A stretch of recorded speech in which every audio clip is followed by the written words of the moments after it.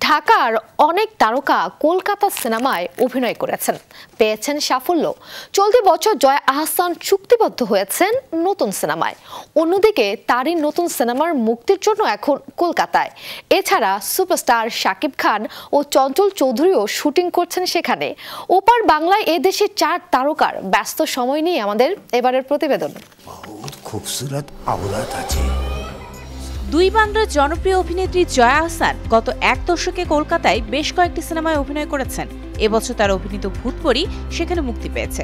গত বছর অর্ধাঙ্গিনী সিনেমার কারণে আলোচনায় ছিলেন তিনি। আমি আবার ক্লান্ত পথচারী। এবার জয়া আহসান কলকাতা গিয়েছেন নতুন সিনেমার শুটিং এর জন্য। অনিরুদ্ধ রায় চৌধুরী ডিয়ার মা সিনেমায় নাম ভূমিকায় অভিনয় করবেন জয়া আহসান। শুটিং শুরু হবে শিগগিরই।